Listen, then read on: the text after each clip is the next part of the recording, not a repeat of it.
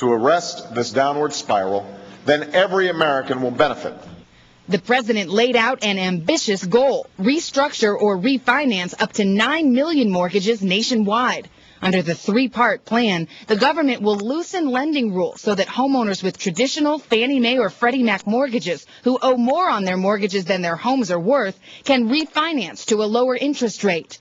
It spends $75 billion to share the cost with lenders who agree to modify mortgages for at-risk borrowers with high debt to make monthly payments cheaper, and commit another $200 billion to help Fannie Mae and Freddie Mac keep interest rates low.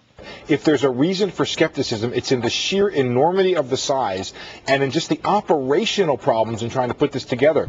The plan targets at-risk homeowners who are in danger of default but can still make some kind of payment. Not, the president promised, speculators or people who bought homes they knew they couldn't afford. It will not rescue the unscrupulous or irresponsible by throwing good taxpayer money after bad loans. Well, this program will start March 4th. It's voluntary for lenders, except those that have received federal bailout money. Matt, they must participate. Savannah Guthrie in Ottawa, Canada this morning. Savannah, thank you very much. Sean Donovan is the Secretary of Housing and Urban Development. Secretary Donovan, good morning to you. Matt, it's great to be with you. Thanks. Nice to have you here. The president, in that last soundbite in Savannah's piece, said that this plan will not rescue the unscrupulous or the irresponsible, people who lent money in a predatory fashion or people who simply bought too much house, more than they could afford. That's a pretty big group, isn't it, Secretary Donovan? And aren't those deals going to continue to haunt the housing market? Well, let's be clear, Matt. There are three parts to the plan that were announced yesterday.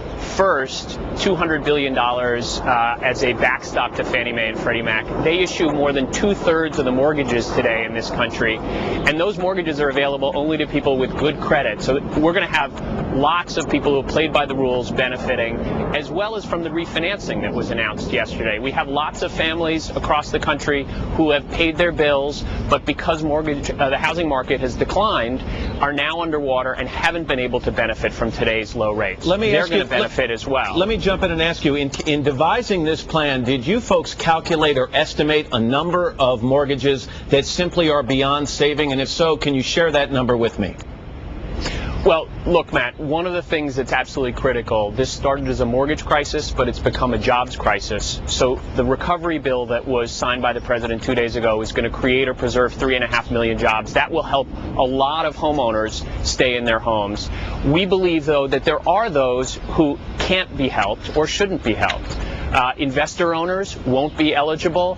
Those who have gone way beyond their means in terms of being so far underwater that they can't be successful in the house, we're going to help transition them to rental housing or something else. So there are clearly a number of homeowners around the country who shouldn't benefit and won't benefit from this plan. These numbers we're hearing about where they're supposed to get, the banks are supposed to get the mortgages down to 38% of a homeowner's income, right, and then the government steps and gets the number down to 31%. Are you guys confident that the average person facing all the economic pressures they're facing right now can handle even that 31% over the long term of a mortgage? Absolutely. 31% is a widely accepted standard. And one of the good things about the plan, we are already beginning to see a number of investors and servicers come down to the 38% standard with their own money. So I want to be clear, lenders have to step up to the plate too. They've got to have skin in the game and bring the mortgages down to 38%. Which brings me to my last question. It is not mandatory for many banks to take part, although you are offering incentives. So are you worried at all that some banks are going to do the math and they're going to say, wait a second, the cost of concessions is higher than the cost of foreclosure, and they're going to go the foreclosure route? There will be some borrowers, as I said before, who are simply too far underwater for this to make sense. But we think the combination of the requirement of receiving TARP funds to have all those participate, as well as the incentives on interest rate and success payments that we're offering, will help tip the balance for millions of homeowners and bring those payments down and keep them in their homes. Secretary Sean Donovan. Secretary Donovan, thanks for spending time with us this morning. We appreciate it. Great to be with you.